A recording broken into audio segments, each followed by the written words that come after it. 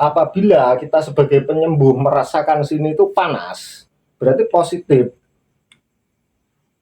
Si makhluk yang ada di dalam tubuhnya yang kesurupan tadi, dia merasa panas. Dan itu terus surat Al-Ahab tadi dibaca pemirsa, sampai telapak tangan kita itu terasa dingin atau normal kembali. Assalamualaikum warahmatullahi wabarakatuh. Selamat malam pemirsa, kembali berjumpa lagi dengan kami Suraloyo Official. Di kesempatan ini kami beserta tim tidak mengadakan penelusuran ataupun menyingkap misteri di tempat-tempat angker. Tapi di kesempatan ini kami akan membagikan suatu cara atau pengalaman bagaimana caranya menghadapi atau menolong orang yang sedang kesurupan. Dan semoga saja apa yang kami sampaikan nanti bermanfaat bagi pemirsa semua. Di saat orang kesurupan pemirsa, itu bisa kita deteksi dari kening si orang yang kesurupan tadi. Kalau kening dari peserta orang yang kesurupan tadi itu dingin, tapi dia itu pergerakan tubuhnya tidak terkendali, matanya itu tidak terkendali, otomatis itu kesurupan. Ya memang betul tubuhnya itu dimasuki oleh makhluk lain. Akan tetapi kalau kening dari si orang yang katanya kesurupan tadi itu panas, ya berarti itu dari tekanan batin dia sendiri. Bisa dikatakan dia itu mempunyai masalah yang sangat berat, yang istilah bahasa kerennya itu tidak ada yang diajak curhat. Dan pada kesempatan ini kami akan membagikan bagaimana cara menangani si orang yang kesurupan tadi dengan berbagai cara atau berbagai versi. Di kesempatan ini kami berada di salah satu rumah dari tim Suraloyo pemirsa ya istilahnya itu habis rutinan lah. Saya lanjut lagi. Untuk pertama langkah yang harus kita lakukan ialah menyisihkan orang tersebut atau si orang yang kesurupan tersebut ke area yang tenang, istilahnya itu jauh dari kerumunan, agar orang yang menolongnya tadi, istilahnya si penyembuh tadi bisa konsentrasi. Dan langsung saja pemirsa ya, akan kami bagikan caranya. Pertama, kita memakai versi doa ataupun mantra. Yang kedua, kita bisa memakai teknik pijat. Yang ketiga, bagi mereka yang paham atau sudah memiliki tenaga dalam, bisa juga melakukan atau menolong orang yang sedang kesurupan. Terus yang terakhir, yang keempat, dengan memakai versi benda yang ada di sekitar kita. Dan nanti satu persatu dari apa yang saya katakan tadi akan saya tunjukkan caranya kepada pemirsa semua.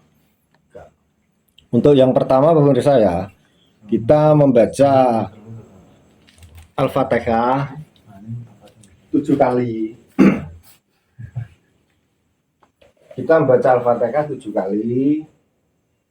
11 maaf pemirsa ya, 11 kali, istighfar 11 kali, dilanjut ayat kursi. Lalu kita tiupkan ke telapak tangan kita pegangkan di kening orang yang kesurupan tadi dengan cara begini pemirsa. Al-Fatihah 11 kali,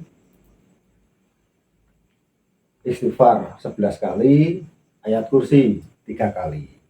Itu yang kita pakai versi doa. Terus bisa ditengkuk, langsung kita tempelkan gini pemirsa.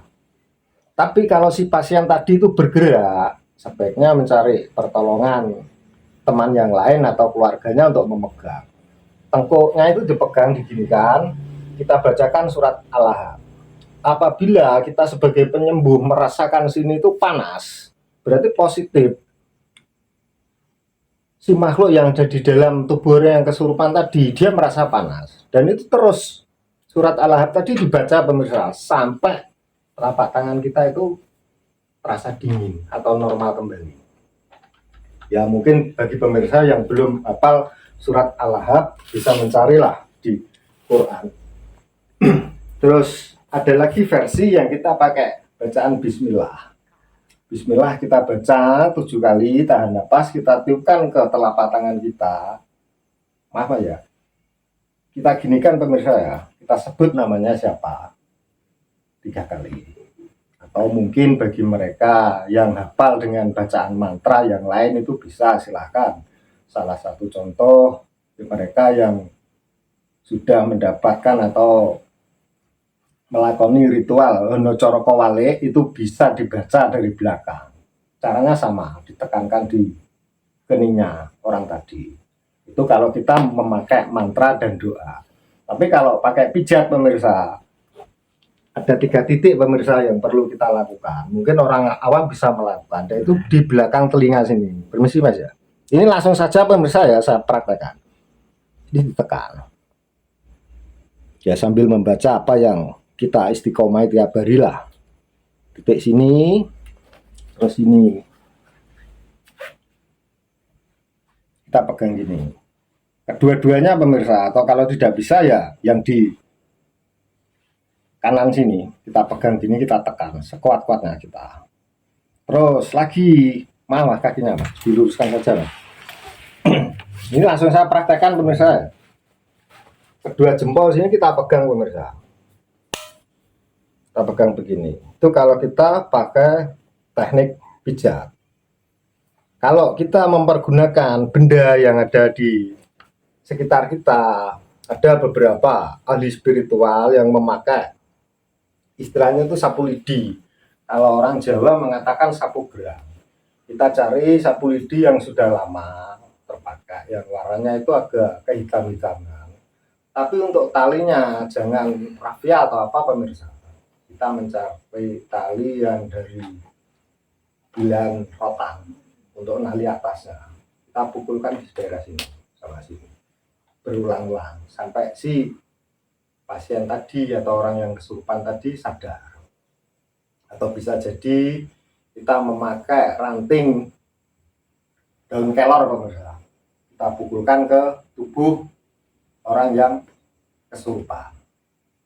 Yang kedua pakai ranting. Yang ketiga kita bisa memakai bawang putih atau bawang merah. Kita geprek secukupnya. Kita dekatkan di hidung si pemirsa. Kenapa kalau kita pakai bawang putih atau bawang merah? Mungkin ada pertanyaan seperti itu ya bagi pemirsa semuanya. Tujuannya mengembalikan kesadaran dari orang yang kesurupan tadi.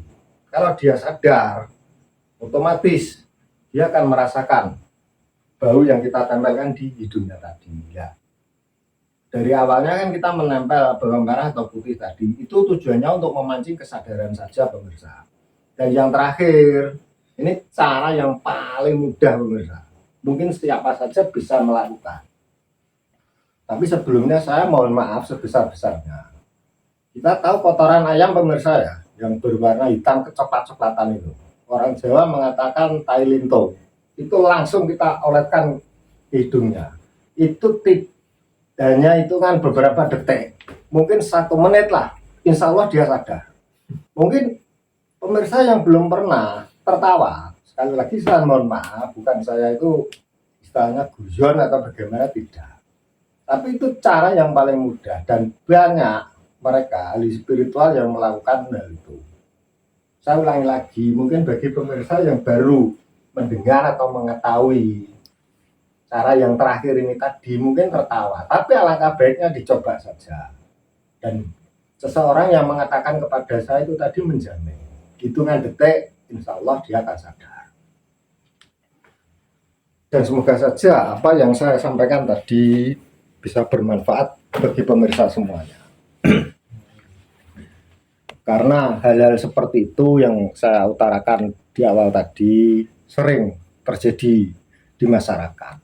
Bahkan kalau kita tidak mengerti tata caranya itu bingung mencari ahli spiritual. Bahkan kadang kita itu dikenakan biaya yang tidak masuk akal. Istilahnya itu tarif yang sangat tinggi lah, yang pada akhirnya itu membebani keluarga dari orang yang kesurupan tadi. Dan sesuai dengan janji saya yang terdahulu bahwasanya Suralaya tidak terus-menerus mengadakan penarikan, menjelajah di tempat angker, istilahnya itu menguak misteri, tidak. Ya beberapa adalah video yang sifatnya itu edukasi, nambah wawasan bagi pemirsa semua. Dan untuk mengurangi kesalahpahaman di antara pemirsa, sebaiknya pemirsa ulangilah apa yang saya katakan di awal tadi. Dan hanya itu yang bisa kami sampaikan kepada pemirsa semua. Semoga apa yang kami sampaikan pada malam hari ini bisa bermanfaat bagi pemirsa semua dan bagi mereka yang membutuhkan. Apabila ada bagi pemirsa yang lebih paham permasalahan yang kami utarakan pada malam hari ini, silahkan tinggalkan di kolom komentar. Dan tak lupa tekan tombol subscribe agar kedepannya channel kami lebih bisa berkembang. Akhirul kalam, wabillahi taufiq wal hidayah. Wassalamualaikum warahmatullahi wabarakatuh.